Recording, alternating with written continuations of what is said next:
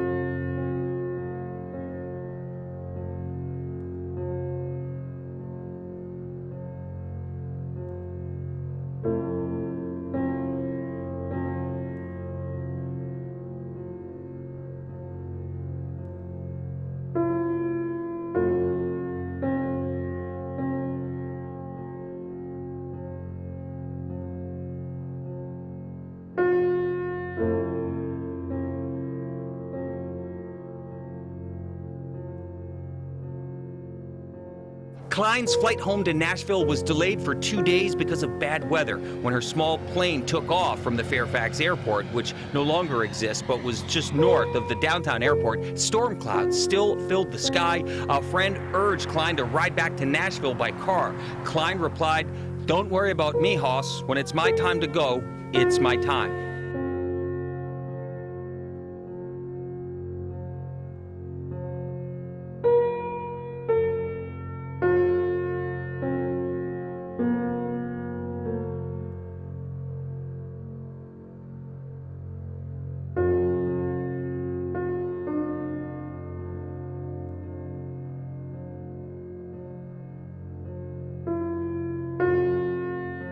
They're having the 50th anniversary of the plane crash where Patsy Cline and Hawkshaw Hawkins and Cowboy Copas all passed away. And at the time, you were married to Hawkshaw Hawkins. Right. I had a 14-month-old son and was 8 months pregnant with my second child.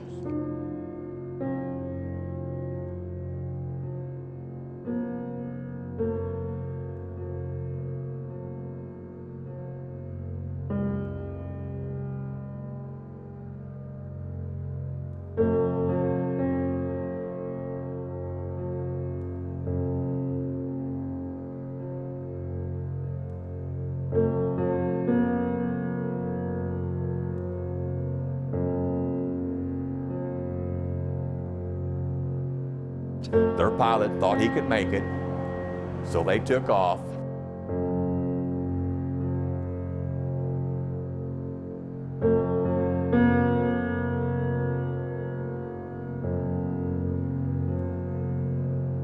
Cline's small plane crashed near Camden, Tennessee, killing everyone on board. Patsy Cline was just 30 years old. A lot happened, and we all hear the Patsy Cline story. But there were other guys, like we just said, that lost their lives. It used to, Kelly, kind of upset me. It still does to a certain extent because there was more on that plane than Patsy Cline. And I like Patsy. She was a very talented lady, and I loved her. I really did.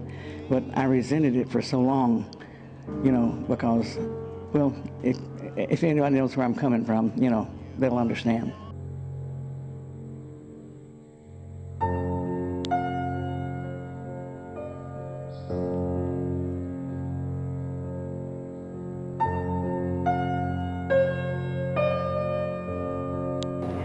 welcome back to Friends and Company. Well, we just came from the woods near Camden, Tennessee, of the crash site of Patsy Cline and the others on that plane. And we found a fellow who knows all about that. In fact, he was one of the first people that were there. And you know, you hear a lot of stories about what exactly happened the night and the days after the plane crash over there. And we have found a guy who's going to tell us straight up what the story is. And with us to talk about that is Jerry Phifer from Phifer's Country Store in Eva, Tennessee, right, Jerry? That's true. Plane crash night was at night, and tell us how old you were and what was going on with you then. Well, it was actually March 4th, 1963. I was a police dispatcher for the city of Camden. That was my first job I ever held. I was approximately 18 years old, fresh out of high school. I worked in the evening shift at the Camden Police Department. I received a call about 7:30 p.m. that night that a plane had crashed near a farmer's home in rural Benton County. I immediately called the Tennessee Highway Patrol and asked them to have a plane missing. They advised me they did not, but they would do some checking. Furthermore, I went ahead and called the rescue squad out and also the auxiliary police department. And they got out that night and started running the road, which was called the Mount Carmel Road. It was out from the city dump, kind of west of Camden, Tennessee, about 3 miles. Now, did somebody hear the plane going down, or did they see it? Well, the farmer related to me that gave me the call that he heard a crash. He heard a motor. It sounded like it was sputtering, and finally it quit, and then the next thing he heard was a crash, seemed like. Well, of course, it was dark, and that particular night it was rainy and kind of foggy and misty, and the wind blowing and lightning, and it wasn't a very good night to be flying, I don't think. The Highway Patrol checked with the FAA in Nashville, and they did call me back approximately an hour later and related to me that there was a plane missing. And they related to me on that plane was Patsy Cline, Cowboy Copas, Hawkshaw Hawkins, and Randy Hughes, a pilot. Well, that made things more tense and got some more excitement started among the men involved in the search and everything. And some way or another hit the wire services, and I started receiving calls from all over the country, you know, newspapers and radio stations and things of that nature. And all I could tell them was just what I knew at that time, you know. The department called the Highway Patrol, and in turn the Highway Patrol called the car that we was in and directed us to the scene. Told us to meet Mr. So-and-so, whoever the man's name was. I can't recall at the present time what his name was, either Baker or Hollingsworth, I believe. So we met him, and at that time we went further down the road, approximately 1 mile, at the top of a hill and parked, and there was a funny feeling came over me at that time. Like I say, I was barely 18 years old, and I thought, well, I said, it's going to be kind of an unusual experience for me being, you know, where I'm positioned I'm in. I've never seen anybody, you know, that's been killed in a bad wreck or anything like that. And at this point, you knew there was probably no hope for anybody survival. To survive. That's true. Yeah, I just, you know, it felt like it'd be probably death there, you know. Yeah. So I never will forget walking down that hill that morning. Like I say, a little mist there, foggy, and I had a funny feeling. My hair seemed like stand straight up on my head, and I kept walking down that hill, and we seen where the plane clipped the top of a tree off. It would come straight in, and the motor went directly in the ground. It made a big hole in the ground, and where it hit in a little valley-like, kind of little ravine, I guess you'd call it, down through the woods there.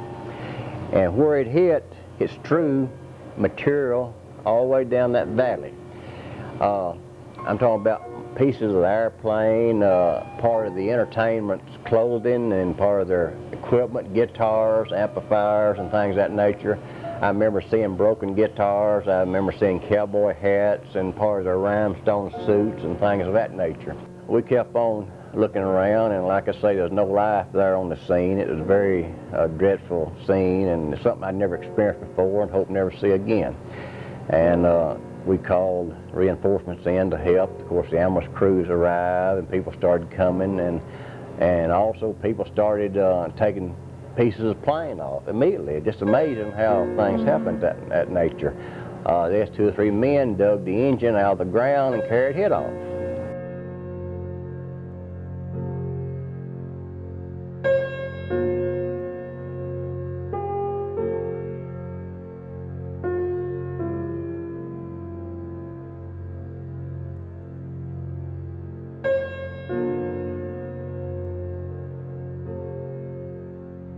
Oh, that's me. When I first started, which I guess we'd say professional, would be in early 50s in Washington, D.C., where I live.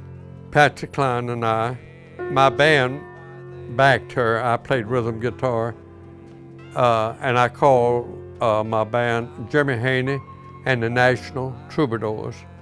Charlie Dick, her husband, and I had just got back from the babysitter picking up her little boy and girl,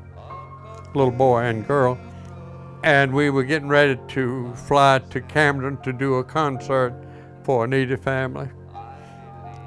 The airport had just announced by the satellite there's a bad storm, the winds and the rain, and told Randy, my pilot, he had a single engine small plane, don't go up. Now he was a good pilot, safe, he never had any record of bad rain, but he said if it gets too bad, I'll turn around and go back. Then Patsy walked over to me and she said, Jimmy, you haven't seen your children and your wife for a long time. And she said, Hawkshaw Hawkins, Cowboy, Copas, and I will do the concert. You go home and be with your wife. I said, okay, honey. I got there around 6:30 in the morning, 6:30 or 7. I figured I'm gonna surprise Mama. Now she knows I'm on tour with Pat. She don't know that I'm arriving. And when I walked in, real quiet, didn't want to wake her up, she was sitting on the side of the bed, tears pouring down her face. And then finally she said she had just heard on the radio the airplane had crashed and there was no survivors. I'm dead, we're all dead. Oh, that's my girl, bless her heart. The reason I'm standing here alive is Patsy Cline put her arms around me and hugged me and told me they would go ahead and do the show that night in Camden, Tennessee.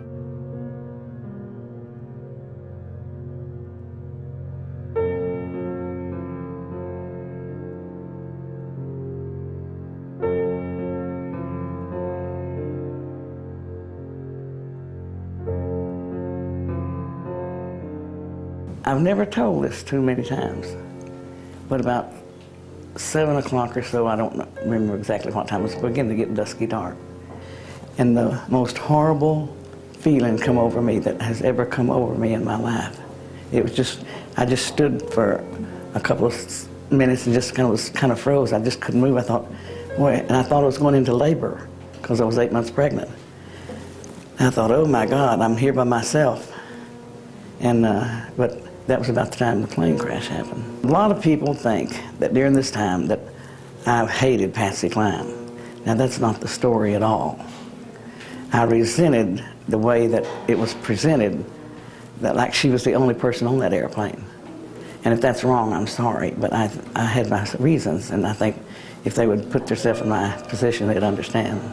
Let me give you a name you may not be familiar with. His first name was Lloyd. His middle name was Estel. His last name was Copas. Yes, the legendary Cowboy Copas. He had one of the great songs of all time in country music, and I mean down-home, real country music, called Alabama. Cowboy Copas, Alabama, and one of the great names in the history of country music, died that day. He was just 49 years old. I tapped last night before I went to bed. I woke up this morning, my tapper was dead. I've been tapping that thing. I dreamed I was there in Hillbilly.